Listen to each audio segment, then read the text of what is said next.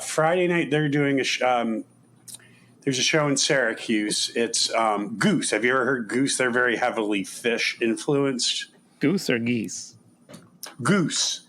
And I'm not being funny because I think I told you my bartender was a young kid. And he said, I'm in a band called Geese. I may not be here long. I'm going to go play in the band. I'm like, okay, that sounds great. And now he's touring the world with the band Geese.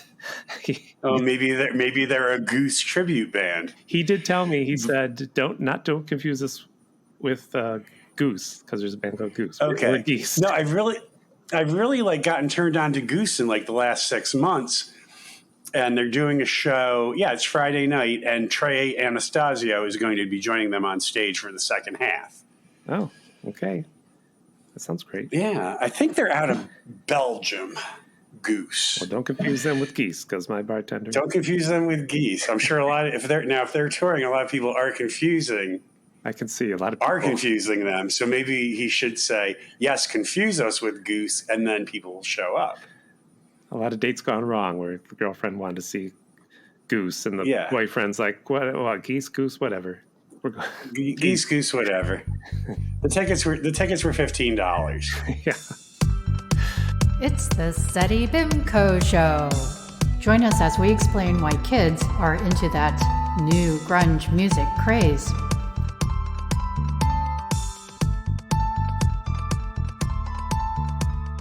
What's this show again, Tim? Oh, it's the Seti Bimco Show, a show about the tragedies and humor of high school, both in movies and in real life when we get our guests and I get things together. Did you have... Or sometimes we talk about films or TV shows. Yes, that too. It is the new year. Did you ever have a wonderful, amazing, fantastic new year, John? No, No? Well, no, my dad, Your what? who was half Irish, half Cherokee. I don't understand why he was an alcoholic. Half Irish, half Cherokee. Mm-hmm. Why would you be an alcoholic? Right. But he always used to say the good old alcoholic. New Year's, he used to say this about New Year's and St. Patrick's Day, that those were both holidays for the amateur drinkers. Right. And you know what? He was kind of right. People who don't normally drink go out and drink on those holidays, and it just gets so sloppy. And then you've got roadblocks. And now I basically, watch the ball drop, and literally once the ball 12:01 is like, okay, happy 2023. I'm in bed. Unless we had amazing weeks, we have a lot to get to. Unless you want to talk about, you can talk about something. No. Did something amazing happen? No. All right. No, not really. I just, it's almost New Year's. I haven't been following in a while. Has Carrie Lake conceded the Arizona governor's race? I don't think she has. Oh, that's right. Can we tell the audience we're actually recording this in the middle of November? But I'm going to go out on a limb here and say that Carrie Lake has not yet conceded the Arizona governor's race. Yep. And the reason why I bring this up is because there are like these two apartments that are in separate buildings. And one of the guys who lives in one of the apartments actually works where I work. He works the night crew. And there's this woman. And like I've said hello to her a couple times and she like totally ignores me. And she's like got different guys in these apartments. I don't know if it's like a cult. I don't think they're like some sort of cyber army or anything because they're all kind of overweight. I think they get really winded easily if they like did have to take over the world. But her car, and she's been coming here for 2 years and she still has Arizona plates. And I don't know why I think this, but I want to say to her, I'm sorry, Carrie Lake lost. I don't know why I want to say that. And then I got a little upset with myself, mostly, because this one Republican candidate, his name is, what is his name now? His name is Joe Kent. Okay. He was the Republican nominee in Washington District 3, and he was one of Trump's acolytes. Mm-hmm. He took out, was her name Jamie Herrera Butler, who was one of the 10 Republicans who voted for impeachment. So he booted her out in the primary. Well, he is just, he lost his election. Okay. And you know what I hated about it? He's actually kind of hot. And I was like, ooh, Joe Kent, he's really kind of hot. So then I started looking up his biography, and it's like, he's MAGA, he's right wing, he's white supremacist, he's an election denier. I'm like, don't you hate it when the hot guy is a MAGA, election-denying, right-wing white supremacist. Oh, that just pisses me off. It's like the hot Nazi. Right, It's like right. you see like these, the Nazi and, muscular and blonde hair. He's like a gay man's wet dream. And then you found out he operated the gas chamber at Bergen-Belsen. It's like, oh, I hate when that happens. It's like, I know he killed thousands of Jews, but I could get lost in those blue eyes for days. That's a deal breaker for you, huh? That is a deal breaker. So how about you? Anything happened to you? Any restaurant staff call you the Eggman? You go for a 22-mile bike ride. You walk Seoul. Something happened when you walk Seoul. Anything happened to you this week? Or you just wanted to get into our show? We got a lot to get to. I didn't we do got to get to 20-mile bike ride. I have a tracker. only 21.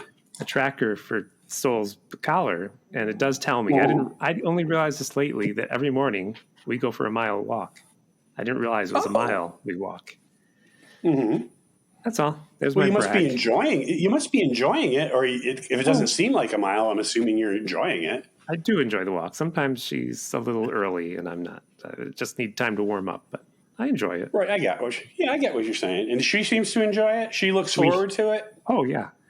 There's these big posters at the other end of the park on the fence where they honor people who have been helpful to the neighborhood or the park. There's like 3 men and 2 women, and the one woman's name is Roberta. I know that name because we walk by these big posters, and Soul barks at Roberta. Only Roberta. She stops. Only Roberta. And I'm like, come on, Soul, let's go. We bark at her every day. She's not going to hurt you. Is Roberta a living hero or Yes, a hero she's a who's living no hero. longer? She's a living Well, hero. this is my concern. Is like one day, what if Soul meets the real Roberta Oh, yeah. and like goes to rip out her throat or something? It's like, really, I don't know this. She doesn't do this to anyone else, Roberta. Yes, I don't know.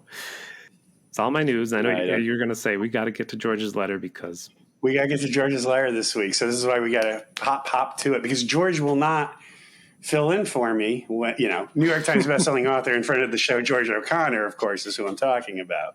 yes. And he will not fill in for me. But we do have to read this letter this week. Oh. We just have to. This epic tome, it was the best of times. It was the worst of times. Anyway. You ready to get into it? We watched the pilot episode of Matthew Starr from 1983. 82? 82. 82. It was 82 to 83 was the show was on. The Powers of Matthew Starr. The Powers of Matthew Starr.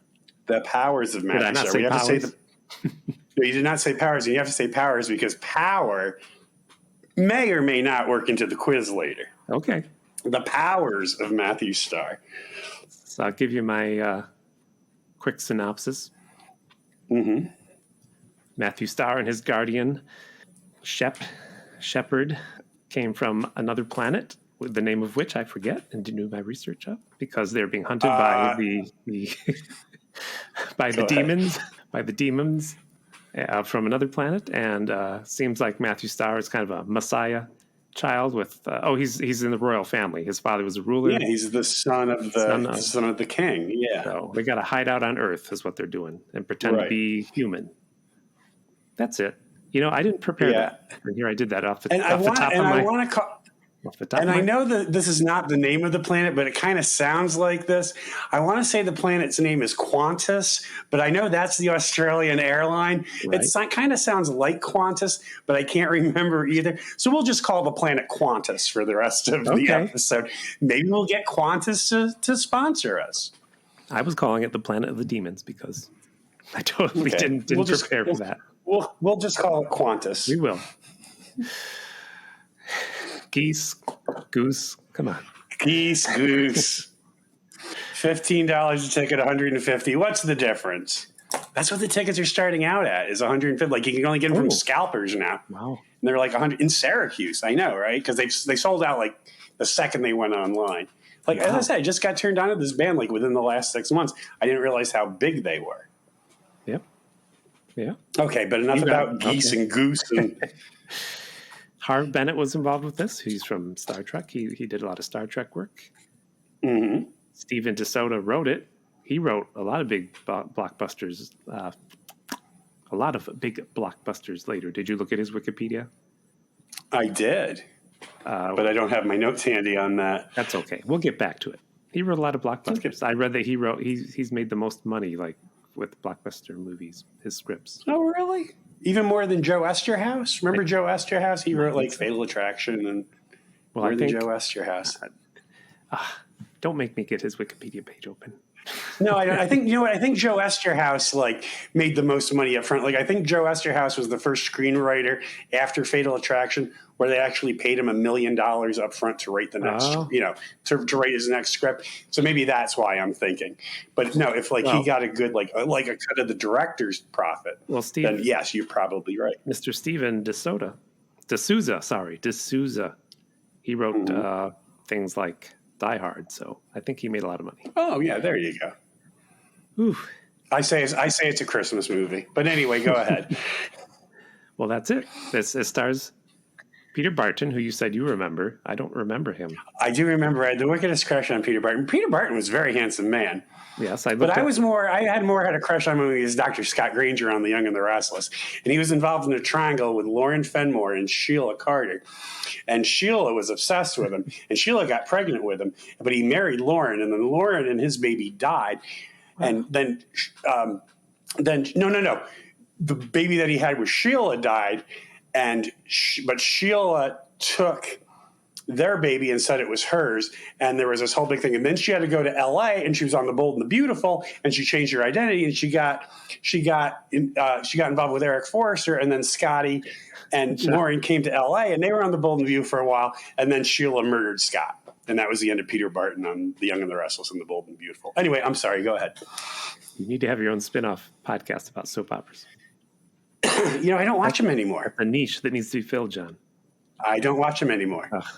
There are no more New York soap operas. One Life to Live got canceled in 10 years ago? I don't know. That was the last of the New York soaps. I never really cared for the LA soaps, except when Peter Barton was on them, obviously. Well, Peter Barton, I looked up his picture. In the 80s, he seemed to be shirtless a lot. So he was kind of he was a little beefcake. He probably would have been a bigger star if he wasn't only just 5'9".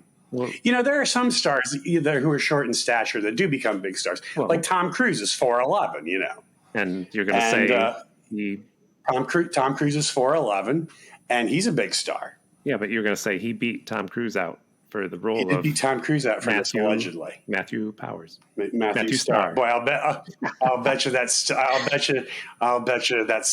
like, I'll bet you there's like a lot of bitterness and anger on Tom Cruise's part. Like, no matter, how many Oscars he gets nominated for and how many blockbusters he got, I never got the Matthew Starr role.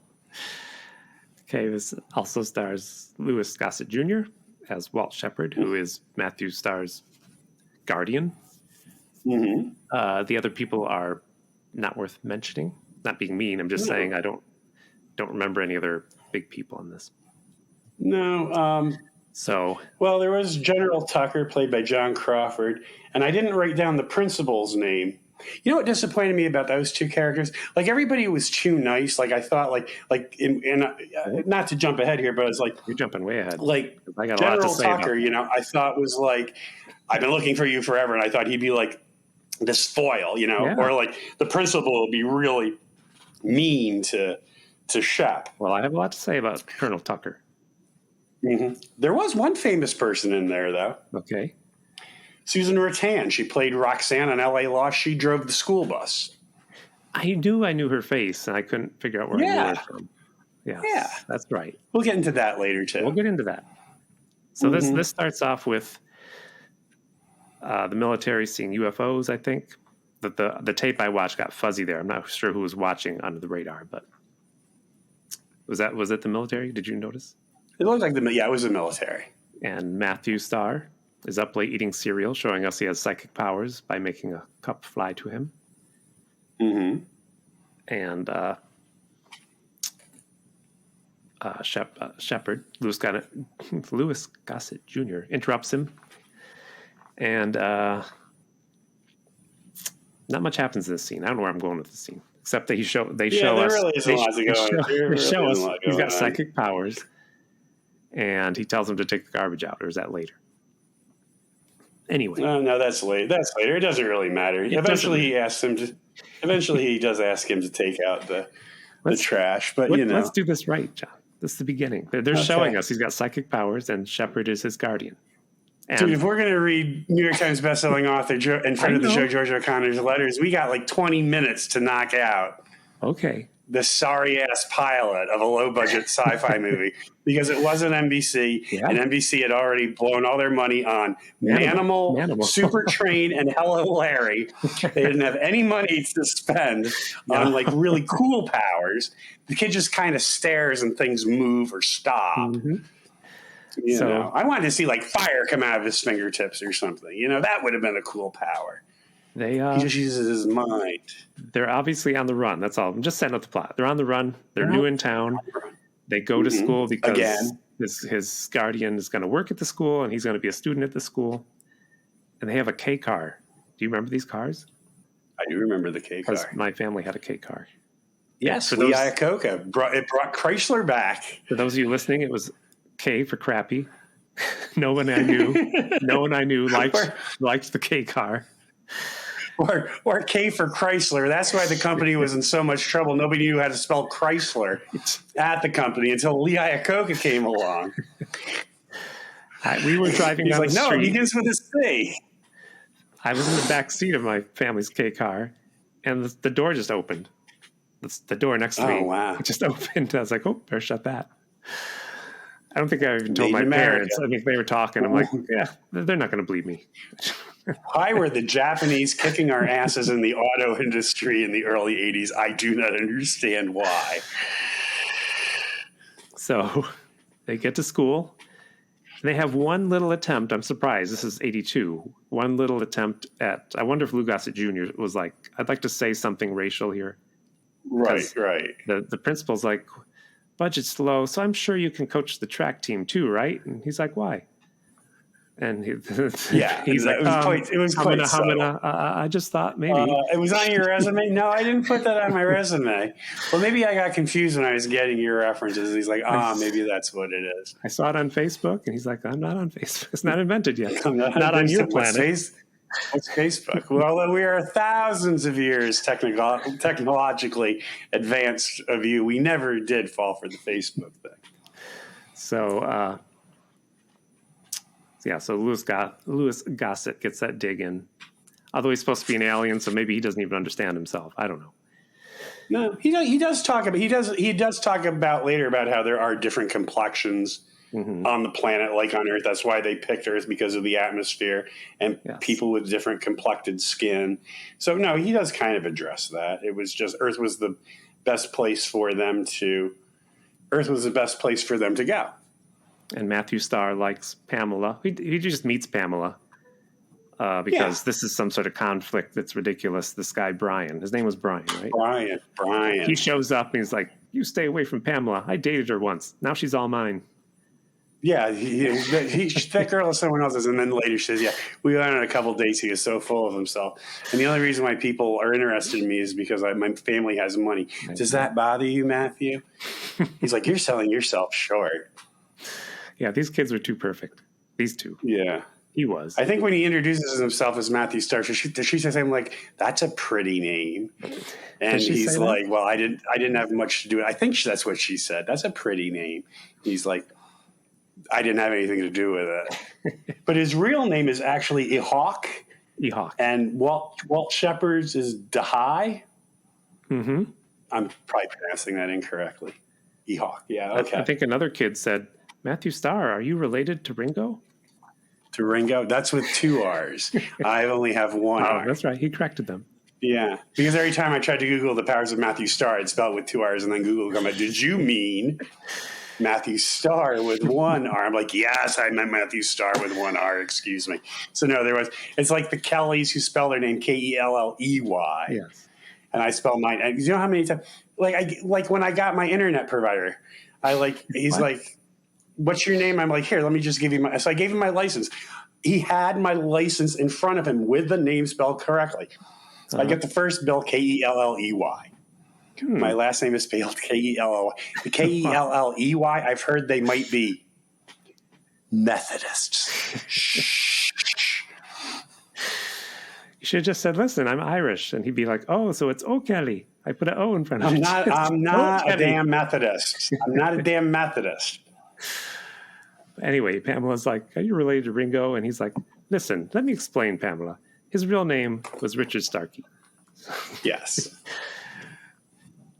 She's like, They both assume the surname Starr. mm-hmm. Neither of them were born with the surname Starr, so maybe they were.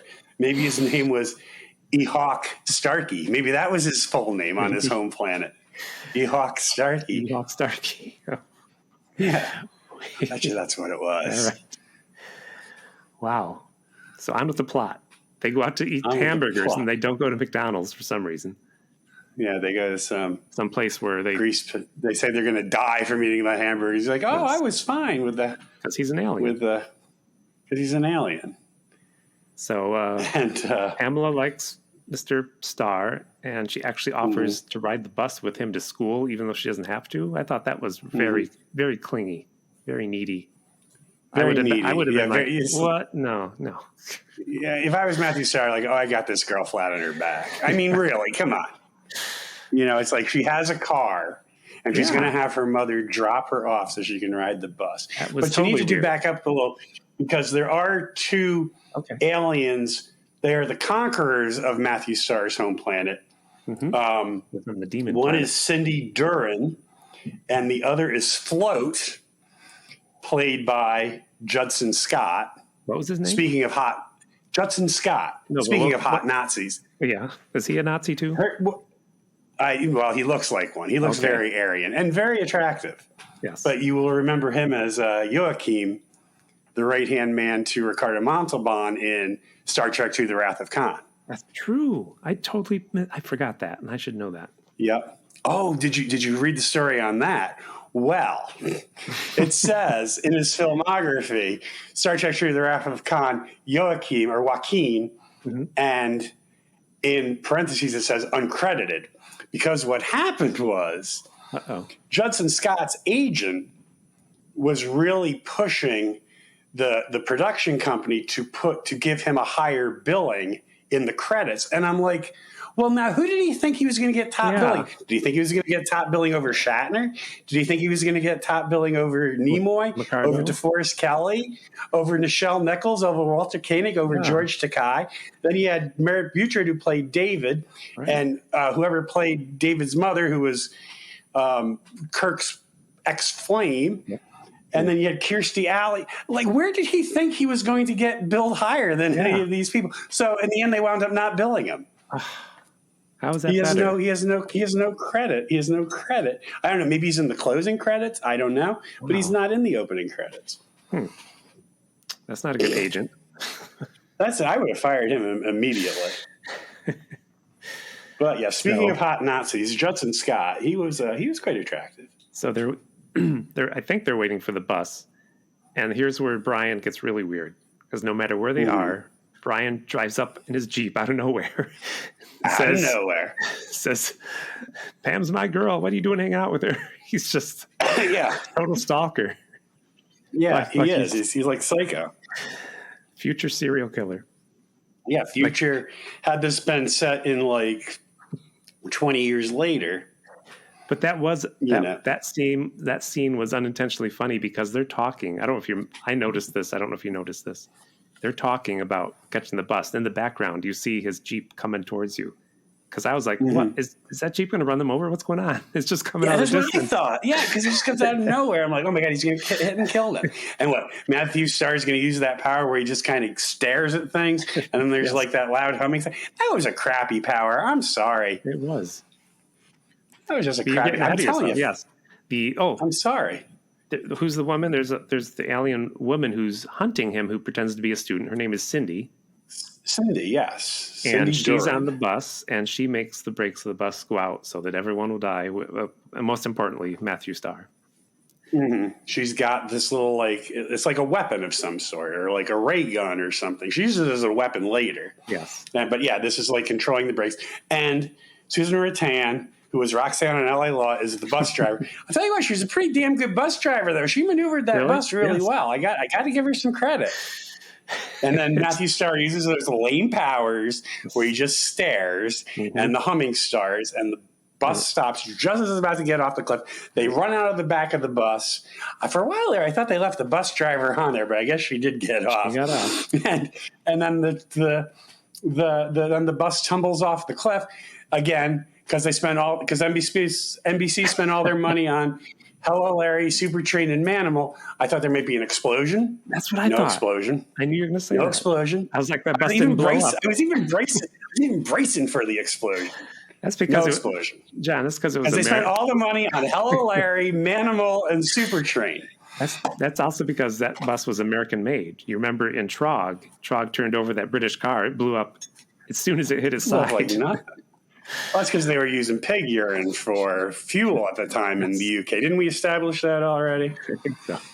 I think Dirk Feelgood wrote in and confirmed that. This was a non-swine fuel used in this bus. So they're all at the hospital getting checked out, and Matthew Starr's guardian Shepherd comes in and gets him out of there. He's like, You didn't let that nurse get a look at you, did you? He's like, nope. And what did you think? I was like, what does he have instead of a penis? Like, that was the first thing that popped into my mind. Like, what does he have that would like tip him off? But we find out later anyway. Maybe he just had two belly buttons like George Wendt and Cheers. Exactly, maybe. You know, I still got these Cheers facts. The things that went through my mind, like, does he have three nipples? You know, I don't know. I'm disturbed you're thinking the same things I'm thinking. Yeah, but I really thought there was something down there in the crotch area that wasn't a penis. That was my first, like you know, an octopus tentacles or something. Right. I don't know. Right, that's what I thought. You know. Oh, another thing about Brian, so we can hate him more. I think he said this before, but he's like, we're concerned because Matthew Starr is living with he's living with a black man. You notice that guy's black? Mm-hmm. And Matthew Starr goes, he is. And everybody else is kind of like, whatever, Brian. Yeah. It's California, Brian. Yeah. Got to move to Arizona if you want to make That's right. Move to Maricopa County, hook up with Sheriff Joe Arpaio, Carrie Lake, Blake Masters, and what was the guy running for Secretary of State? You know these names. Anyway. Yeah. And the military man, Colonel Tucker, he shows up around now at school. No, General Tucker. Major General Tucker. 2-star General Tucker. He was a general, yes. I thought it said Colonel. No, it said Major General in his initials. Well, Tucker. I got a lot to say about him. We'll get to it. But he's like, well, go ahead. Let's start talking. No, dude, we got to get George O'Connor, New York Times bestselling author, in front of the show George O'Connor's letter. And we only got like 11 minutes to get this done. Oh, come on. We got to do the quiz. We got a lot of stuff to do, man. We can't be lingering over too many things. All right, let's move ahead to the fact that Cindy, the robot, they figure out someone's here trying to what? Something else first? Well, you gave away that she was a robot. Oh, see that? Sorry. You jumped to the jump. Did you have a punch? So did I step on a punchline? No. You just kind of jumped in because then they get into the science class and he has this thing. I had never seen anything like that before. It looks like a bar and they grab it from both ends and it tells their heart rate. Okay. And the reason why it wasn't that he had like octopus tentacles for a penis is that Matthew Starr's heart rate is like 12 beats per minute. Right. So he's like, if she doesn't allow us to take her pulse and we assume that she's one of us and she's out to get us. Yes. Well, then she runs out of the room and he hands the thing to Pam and says, Miss Elliott, you're taking over the class now. I was like, I never had a teacher do that to me in high school. No. And so they're in pursuit. They get to the pool. They are. She's now using her electrical gun device, the little gadget that disabled the bus's brakes. Now she's using it as like a laser gun. Mm-hmm. Matthew Starr again using the lame powers where he stares and there's humming. It goes out of her hand, it goes into the pool, and then she falls into the pool, and all of a sudden, zzz. Yep. Now what I thought was that it had something to do with the gun, she fell into the pool like a toaster falling into a bathtub. Yep. You know what I mean? Yep. Or a hairdryer. You know, I thought that's why but it turns out, as you've already revealed, that she was a robot. A robot. Even though they're what, thousands of years in advance of our civilization, robots still short circuit when they fall in water. Fall in water. You think they would have figured that one out? And they never tried. I kind of wonder what happened after that. These two guys chase Cindy out of a classroom, and we never see Cindy, the class, from their point of view. Right. They never see Cindy again. Right. Nobody ever questioned that? What did you do to Cindy? Nobody ever questioned. Did you just say you were chasing her? We never saw her again. Did she have a contact number? Well, wait a second. No, there was no contact number. Did Cindy's parents come down to sign her up? Well, no, there were no parents who came down to sign her up. Nope. As a matter of fact, she wasn't signed up for classes. She just showed up the first day and said, I'm a new student. And we said, okay. Nobody followed up. No one did. This is what's wrong with the American education system, Tim. So, let's see. Military guy, he talks to him again. Again, he's very nice. He's like, just tell me your secrets, and I'll tell you my secrets. Yeah, I wanted him to be meaner. Like, so they're like running away from these aliens that have conquered their planet. Yes. And then they're like trying to run away from the general, the Air Force general. I think Colonel. You know what I mean? Like there would have been like a dual tension. Yeah. Or like I thought the high school principal had been like a real asshole or something, Well, he was. Shepard. There is no tension in this show.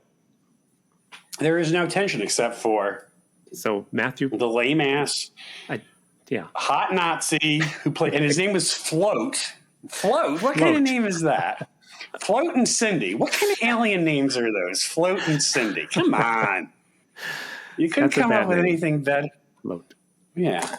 I think, well, if he was Irish, it might have been Float. Oh, Float. Anyways, maybe he should have fallen into the same pool. We could have seen whether Float could float or not float. Oh. Anyway. Matthew Starr takes the garbage out by making it float, and he develops a relationship with the dog next door for reasons we don't understand. The dog loves him. Sam. Yes. It's just that we never see. Is this a subplot that was going to come to fruition in season 2? I don't know. Nobody cares. Anyway. But half these characters, if I'm reading, because I never watched it. I remember seeing the ads for it, but I never watched the show. Well, it seems to me as though like a lot of these characters didn't make it past the first 5 episodes. Like they totally revamped the second half of the season, and like Angela Lansbury's brother became the executive producer, and it totally changed. Well, I was always happy. Stopped calling him Shep. They stopped calling him Shep. Yeah, he's calling him something else in the second, and there's no high school plot. All the high school friends are gone. They call him Curly. Curly, there you go. Mo.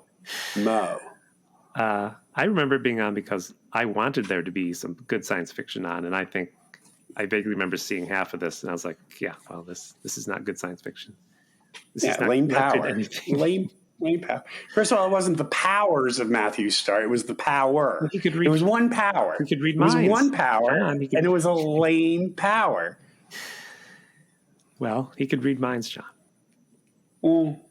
Okay, I'll give you that. But it was all like what I'm saying is it was like telekinesis. It was like one broad power with different little subvariants. So the aliens, they capture Lou Gossett Jr., tie him up, and Matthew Starr's coming home from a date with Pam, and of course, Brian pulls up. He's following them the whole date, I guess. He pulls up in his Jeep. In his Jeep. And Matthew gets a phone call from Float, right? To come, or else I'm going to kill Lou Gossett Jr. And if you hook up with him, if you can't hook up with him with your powers, I've killed him. That's right. He uses telepathy to find him. And he confronts Brian because Brian's like, that's my girl that I dated once. You stay away from her. And the dog helps him. It's not even his dog. And Sam corners Brian, and then Matthew steals Brian's Jeep. Yes. Grand Theft Auto, if you ask me. Know. Brian could really get him on that. I'm sure Brian could get him on. If that dog ever let him up. I think what happened was Brian got his throat ripped out. And I don't know. I didn't see if that actor was in any more episodes. Or Brian killed the dog because he's a future serial killer. That might have been his first victim. He is. Yeah, he would have been very scary in the days of like active shooter drills. Yeah. Just saying. Yes, he would have been. he would have been that guy. So Float and Matthew have a fight in a junkyard, luckily enough. So there's junky cars to throw around, just like in Superman 3. Yep. Do you remember Superman 3 when Superman I do remember Superman 3. split in two? And That was the one with Richard Pryor, correct? Yeah. Yep. Yeah. Yes. Not the best one.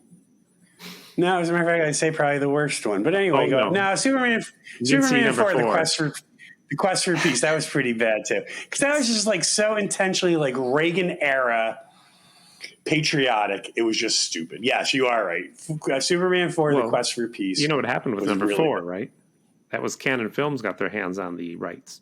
Yeah. You know the whole story? Okay, we won't go into that here. I don't know the whole story. I know bits and pieces. I know enough. No budget. I know enough. Canon Films, no budget. Yeah. It was filmed in Toronto.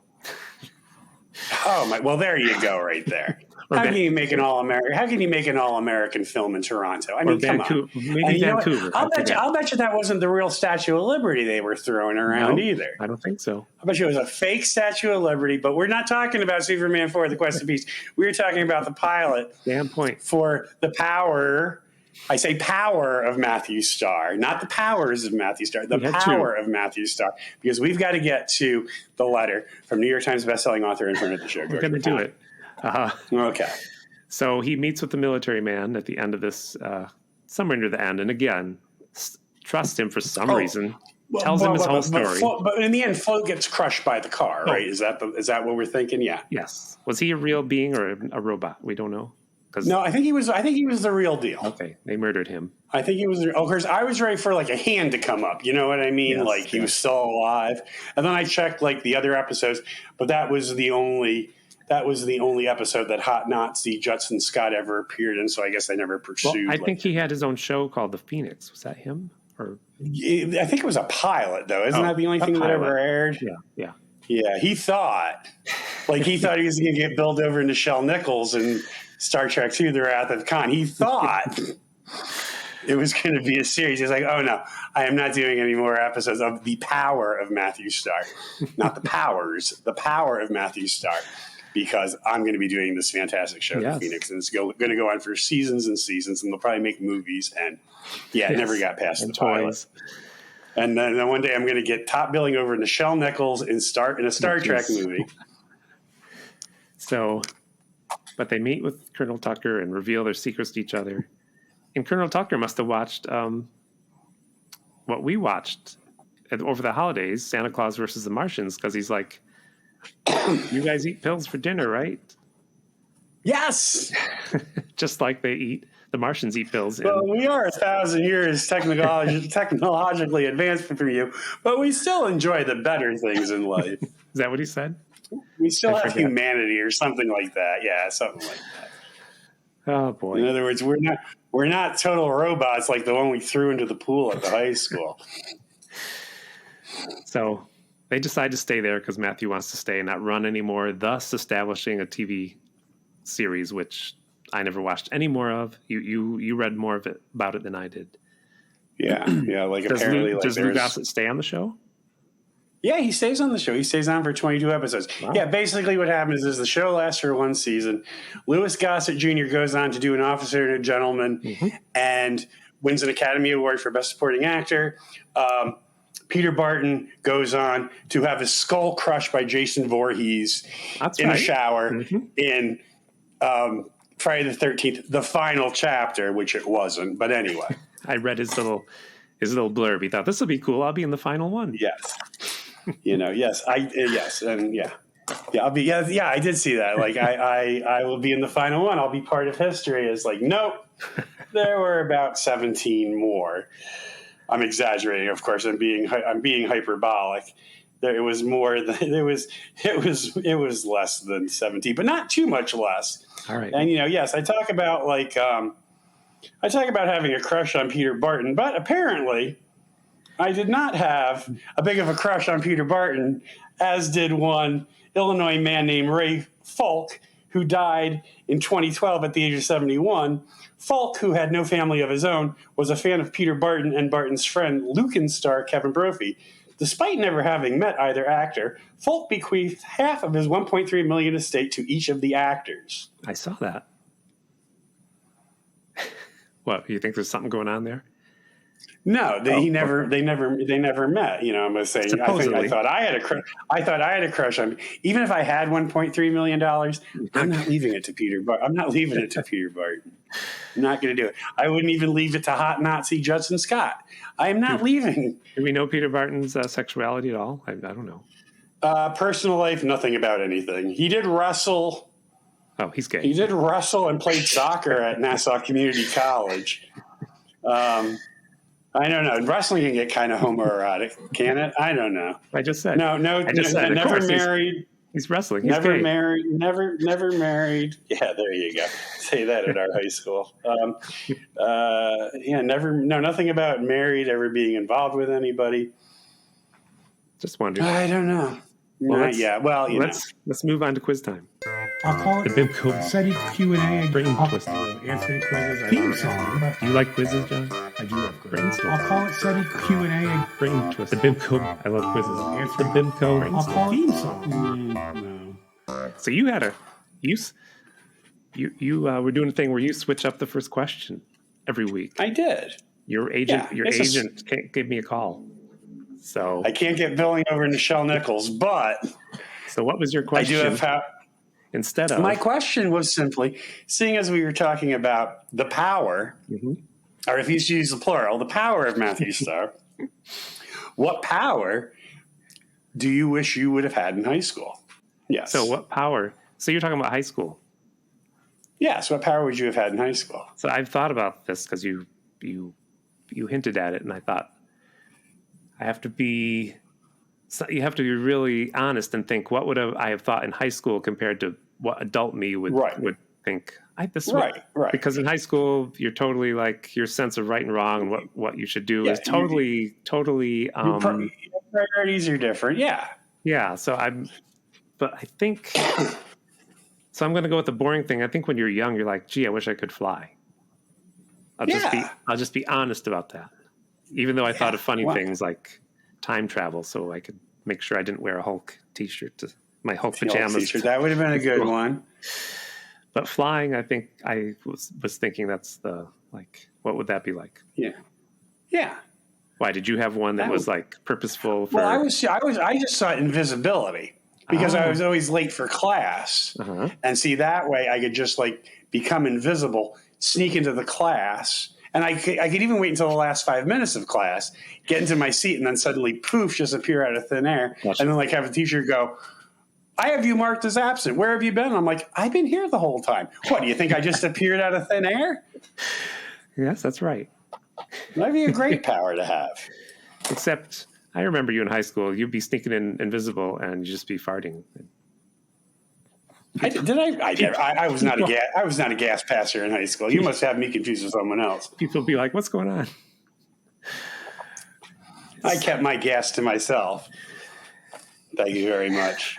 Anyway. I know who you're thinking of. I have no clue who you're thinking of. But I can think of about six. I can think about about half a dozen people who. Invisibility would be good. But anyway, invisibility would be great. Yes. But you also changed the first question that we usually have. Right. Well, it's a question you came up with. You had an entire list of questions, and yours was who would be. But who from this movie would be the motivational speaker. Okay. And it would be the principal, whose name I can't remember now because I didn't write it in the notes, who would go across the country talking about his latent racism and how that's motivation. Changed his ways. Yeah, he changed his ways. You shouldn't be racist. You shouldn't automatically assume that a black teacher is going to be your head track coach. Right. That would be his message. Okay. He had a good message. And then he'd sing a whole chorus of Kumbaya to close out the program. Well, that's nice. Isn't that nice? I'm waiting for the other shoe to drop. So no, that's it. Who is most likely to be a motivational speaker from this movie? I say Brian, the creepy guy who showed up in his Jeep every place Pam was. Oh, wow. So after high school, believe it or not, he became an Amway salesman. And for our younger listeners, Amway was basically a pyramid scheme. It's like they give you a product, like, here, sell this to your friends, have them sell it, have them sell it. Is cleaning products. Yeah. So he became a salesperson, and he often outsold all his fellow Amway salespeople.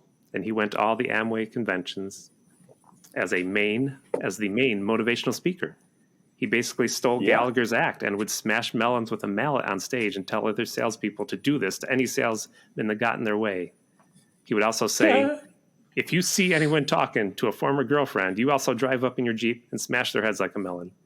And at the end of his talk, he would tear a phone book in half with his huge muscles and keep the pages with his ex-wife's new phone number on them, because later, once he's back at the hotel, he'd drink a 6-pack of beer and call her up on the phone and harass her. Uh-huh. His motivational speech was called, "Watch out, I have a black belt." There you go. Even though it was Bob who had the black belt. But anyway. Oh, don't tell the listeners. Who had the black belt? Bob that was helping him out. He was the nice guy. That was helping him out. He's like, he threatened Brian with the black belt. That's right. Of course, we don't know if Bob really had a black belt. No, but Brian's the kind of person that would just Matthew asked Pam, does he really have a black belt? And she doesn't really answer that question. No. She's like, right, and I'm from another planet. She's like, right, and Richard Starkey was in the Beatles. Yes. Okay, let's get through these. Who from this movie would most likely have a podcast? I'm going to say Cindy the Robot. Wow, I said that too, but let's hear yours. Oh, really? Oh, because it'd be about being a robot and having men treat you like a robot, and you have to obey all of their orders because you're a robot. And what she didn't realize is that many women around the world feel like their men treat them like robots. And she got this wide listenership. Yeah. I mean, she was like world. I mean, just huge. Mm-hmm. Like she was like the Oprah of podcasts mm-hmm. And she got like a 3-book deal. Yep. That would be my idea for. Did she had to repair herself first because she fell in the pool? Well, they said she was going to self-destruct, but you know what? They are 1,000 years technologically advanced from us, so she probably could repair herself. I just wonder if she still had a voice that was like damaged, like that voice box that people have after they have the cancer from cigarette smoking. Cancer, yeah. I don't know. No, I don't think so. She just had she rebuilt herself totally, and I'm not going to do that voice. Of course, at that point, Float was, we believe, crushed under a car in a junkyard. And she's like, well, what do I do now? I guess I'll start a podcast. What's it called? Women. Women. I am not your robot. Okay. I am not your robot. And that was like and women were taking it to the streets. I am not your robot. Good one. It was like the Women's March. Remember after Trump took office, it was like, I am not your robot. Right. There you go.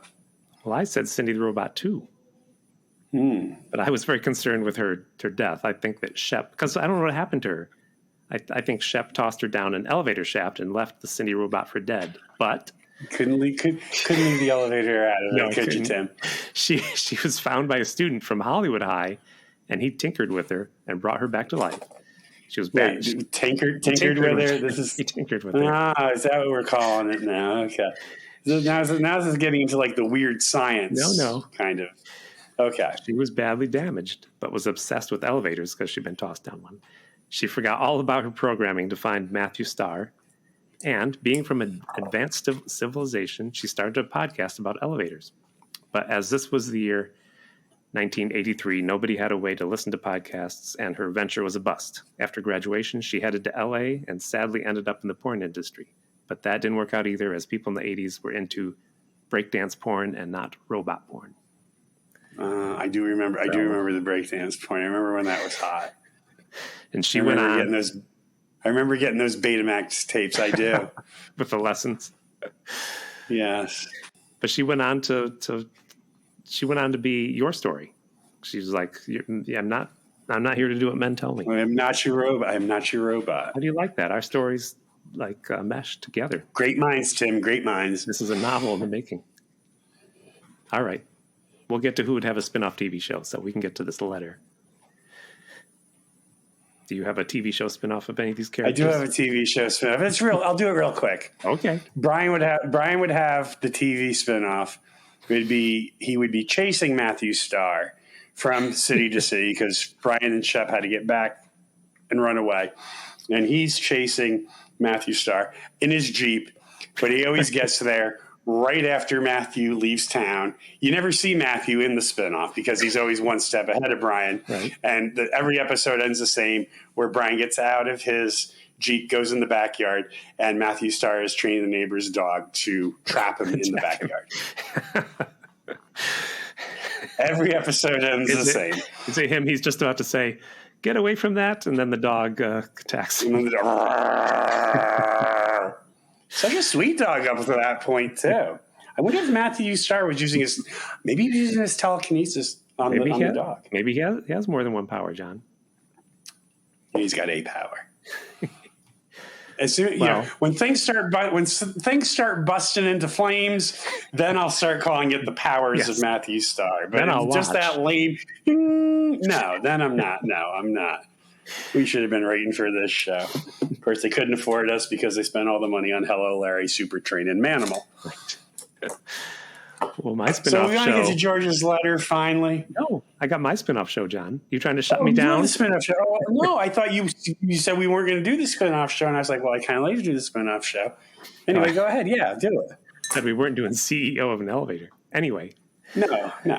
my spinoff. I called him Colonel Tucker. I swear it said Colonel on his briefcase, but you say General. I say General. So he obviously is not with the military. He's just this nice guy. He has a crappy car. He lives in the hotel, and he's super nice to them. He's one of those, those guys who pretend to have been in the military. They just pretend to be a veteran so they can get attention. I think that's the Colonel's story, Tucker's story. That's what he is. And once he hangs around with Matthew and Shep for a while, they figure out that he's a fake. They get him drunk and put him on a bus to Minnesota, where he continues to pretend to be a veteran and gets a job with a young Roger Stone. Colonel Tucker is, in fact, the one who tattoos Nixon on Roger Stone's back. And Tucker and Roger, they go on road trips looking for right-wing candidates who grab pussy and have cool catchphrases like big league or something. Build the wall. Build the wall. And then in the final episode, he leaves half of his $1.3 million estate to Matthew Starr. Well, not quite. Not quite. Oh, okay. The spinoff show is called Tucker and the Stone Man. But in the final episode, Tucker dies because he wasn't really a veteran and had no idea how to safely clean Roger Stone's authentic Nazi Luger pistol. There you go. Wow, what a twist. What a twist. There, I wonder we if got that through made it. it. Did that make it to syndication? No. No. It's got taken off the air. Yeah, much like Brian's show did, because it was like, can we have another ending? Can we once have an ending without a dog cornering him in a backyard? No, we don't have any other ideas. So that was the powers of Matthew Starr. That was. So I checked to see if we have some letters, John, and George O'Connor wrote us a letter 5 months ago. And I got to preface this letter by saying that one week we were talking about He-Man, and I said, I know nothing about He-Man. Does he live in He-Man land? And I don't know anything about Skeletor. Does he ride a Skeletrain? So it's George O'Connor, friend of the show, New York Times bestseller, sometimes guest host. He wrote us a letter about that. And I'm going to try. About the length of the epic poem Beowulf. Let's see. Hi, John and Tim. I was delighted to hear you mention He-Man on the latest episode of SETI BIMCO. However, I want to write you both to correct some misconceptions you seem to have and perhaps stave off a deluge of irate emails from miffed He-Man fans and she-ravers. Oh, he-fans. It's called he-fans and she-ravers. I think George made that up. Right. And exactly how many of these angry emails did we get? Many. No. None. None. That's right. We got to be nice to New York Times bestselling author and friends George O'Connor in case I need for him to fill me in. We were inundated with angry emails. He continues. He-Man does not, in fact, live in He-Man land. He lives on Eternia, the planet at the center of the universe where science and magic are one. He specifically lives in his secret identity of Prince Adam in the royal palace of the, Whoa. This is riveting. of the continent of Eternos. Skeletor also lives on Eternia, not Skeletrain. Well, I thought he rode in a Skeletrain. I didn't think he lived in a Skeletrain. He and his minions reside in Snake Mountain on the Dark Hemisphere. Depending on the source, he's either secretly Adam's uncle and thus a native Eternian or a demon from a neighboring dimension of Despondos. I think that's the planet that Float was from, maybe. I don't know. I don't know. He wasn't from Qantas, even though we know that's not the name of the planet. Well, John goes on to say that She-Ra is He-Man's twin sister. See, I didn't know that. George goes on to say. John has nothing to do with this letter. No. George goes on to say. His twin sister is a native of Eternia, but was abducted as an infant by Hordak, despotic ruler of the intergalactic evil Horde. Hordak raised Adorna, She-Ra's real name, as lieutenant in his evil empire on the planet Etheria in a neighboring dimension to Eternia. She does not live in a Rainbow She-Ra ice cream franchise or whatever it was you guys said. You said that, John. I don't know. Yeah, okay. So I was the only one giving out misinformation on this. Apparently, he had no problem with He-Man Land and the Skeletrain, but he has a big problem with She-Ra. Yeah. And, this whole twin separated birth thing. Wonder where they got that from. Yeah. I don't know. This whole twin separated birth kind of sounds like, I don't know. Sounds like somebody. Spoiler alert at the end of Return of the Jedi. No, is it a spoiler alert after almost 40 years? I think there should be a statute of limitation. No, I had somebody 5 or 6 years ago get seriously mad at me because I told them Darth Vader's revelation at the end of Empire Strikes Back. And they're like, you've ruined it for me. And I'm like, are you kidding me? And no, they were not kidding me. They were serious. Was that your neighbor? I shouldn't make jokes. Oh, I don't know. Some drunk down at the Fargo. I don't know. Some drunk at the Fargo. I was serving. I hope you didn't tell him that one of those little Ewoks died. Ruin that for him. Oh, that was the most upsetting thing about. A few of those Ewoks died. I know, poor little Ewoks. Okay, the language of Eternia and Etheria is not He-Man language, but it's apparently English. In the 1988 Masters of the Universe live-action movie, Dolph He-Man Lundgren crosses over from Eternia to come to Earth, where he hangs out and speaks English with Earthling Courtney Cox. I didn't know she was in that. This can be explained by the fact why does Jesus hate you? Why does Jesus hate me? What have I done wrong? I'm a good person. We're really going to listen to this whole. Okay, go ahead. Okay, wait. Fun fact. George goes on. Fun fact. While He-Man can speak. Oh, fun fact. Oh, well, I'll be the judge of that. I'll be the judge of whether or not it's a fun fact or not. New York Times bestselling author in front of the show, George O'Connor. While He-Man can speak English at the time of the filming, Dolph Lundgren could not. He was fed his lines phonetically, like Abba. There you go, John. Oh, thanks. He's stabbing you right in the heart. He's just stabbing me. Even though people think it's just a cold, empty cavity where a heart should be. No, I actually do have a heart.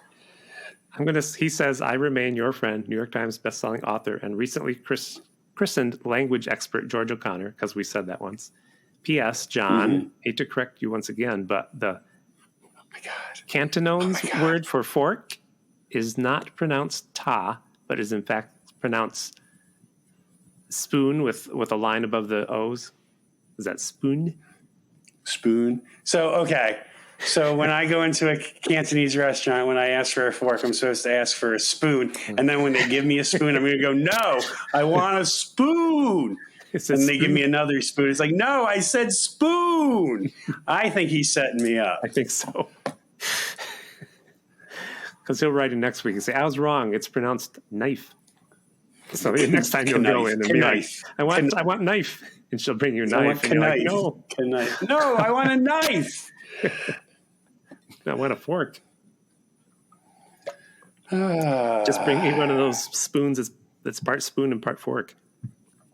You know, I kid New York Times bestselling author and friend of the show, George O'Connor. He is actually one of my favorite people. I kid when I make fun of his. Well, although I'm going to guess, and, you know, they've made marijuana legal here in New York. Yeah. But I'm guessing George took a substance that is still illegal in New York when he was writing that letter. I don't know. I love you to death. I love you to death. New York Times bestselling author in front of the show, George O'Connor. We got through it. And I have no proof. You know, but my suspicions are still a substance illegal in the state of New York. Who knows? Who knows what he does? Who knows? So you're going to go on a little sabbatical. Is that true? Is this next just week? a little one. Okay. George Yeah. will be actually coming here and doing a little fill-in. Well, that's lovely. Thank you, George, for doing that for me. It's just We will miss you. just a very crazy time of the year with my day job and nothing serious. You know, still love doing the podcast. Although, Don't worry, make it sound more. I think I may have asked for too much money for next season, and I think our producer, Miss Lee, is trying to muscle me out because she can probably get New York Times bestselling author in front of the show, George O'Connor, for much less than she's paying me. Don't be saying these things out loud. You're gonna edit that out, right? But we got to go, so we're way over time. Email us at steadybimco with the E at gmail.com, and you can go like us on the Apple Podcast, anywhere you hear podcasts, YouTube, everywhere. SEDDYBIMCO. I'm still working on the jingle. That's right. I think we got to spell it, Tim. I think that's why we aren't very good because people don't know how to spell steady. SEDDYBIMCO. I'm working on it. Maybe in the next season I will have that. Follow us ready. on Instagram, SETI_BIMCO. And I don't know if Twitter will exist at the time we Are we record even this. mentioning? Are we They're even mentioning it anymore? It's imploding. Yeah. Oh, and by the way, thanks for encouraging me to get on Twitter for this podcast. Come on, you got to switch to MySpace now. Oh, yeah, it's going to come back, huh? I wonder if I still have my MySpace page. I must. All right. Well, Happy New Year, All right, everybody. Tim, you have a great week. Happy New Year to John, Happy and New Year. you'll be back. I'll be back. Be here next week for George O'Connor, and I think we're New going York Times bestselling author in front of the show, George O'Connor. Yes. All right. Bye. Okay. Go on. Bye, Tim. SETI BIMCO is a podcast by Tim Hamilton and John Kelly, produced by Miss Lee, music by Tim Hamilton. This has been a Pity Party Line production. Party line, it's a party line. Whew. Okay. Yes. And I know the time says 1:05, but we blathered for like 10 minutes at the we start. did. I'll edit You it call down. it blathering. You call it blathering. I call it comedy gold. But we'll just agree to disagree on that.